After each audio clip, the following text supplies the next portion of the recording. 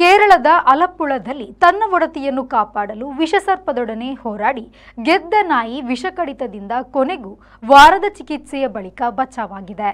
ಕೇರಳದ ಅಲಪ್ಪುಳದಲ್ಲಿ ಸುಭಾಷ್ ಕೃಷ್ಣರ ಮನೆಯಿದೆ. ಅವರು ಕೊಲ್ಲಿದೇಶದಲ್ಲಿ ಕೆಲಸ ಮಾಡುತ್ತಾರೆ. ಮನೆಯಲ್ಲಿ ಅವರ ಮಡದಿ ಇದ್ರು. ನಂಬಿಕೆಯ ರಾಕಿ ಎಂಬ ನಾಯಿ ಸದಾ ಮನೆಯನ್ನ ಹದ್ದಿನ ಕಣ್ಣಿನಿಂದ ಕಾಪಾಡ್ತಾ ಇತ್ತು.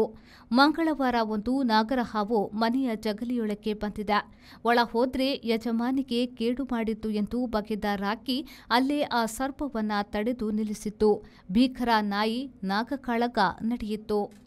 ಅಡುಗೆ ಮನೆಯಲ್ಲಿದ್ದ ಮನೆಯೊಡತಿ ಜಗಲಿಗೆ ಬಂದಳು. ಸರ್ಪ ಸತ್ತು ಬಿದ್ದಿತ್ತು. ನಾಯಿ ಕೂಡ ಹಾವಿನ ಕಡಿತಕ್ಕೆ ಸಿಕ್ಕಿರುವುದು ಕಂಡುಬಂತು.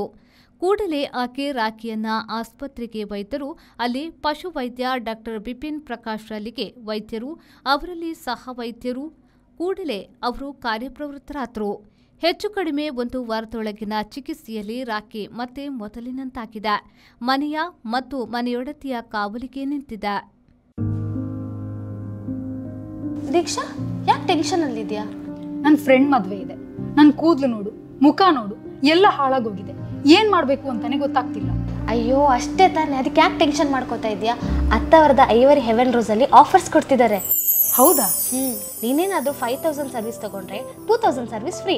ಅದೇ ನೀನೇನಾದ್ರೂ 10,000 ಸರ್ವಿಸ್ ತಗೊಂಡ್ರೆ 4000 ಸರ್ವಿಸ್ ಫ್ರೀ. ಎಷ್ಟು ದಿನ ಇದೆ ಆಫರ್? 3 months ವರೆಗೂ ಇದೆ. ಇದನ್ನ ನೀನ್ ಮಾತ್ರ ಅಲ್ಲ, ನಿನ್ ಫ್ಯಾಮಿಲಿ ಮೆಂಬರ್ಸ್ ಕೂಡ ಯೂಸ್ ಮಾಡ್ಕೋಬಹುದು. ಹೌದಾ? ಹಾಗಾದ್ರೆ ನಾನು ಇವತ್ತೇ ಐವರಿ ಹೆವೆನ್ ರೋಸ್ಗೆ ಹೋಗ್ತೀನಿ.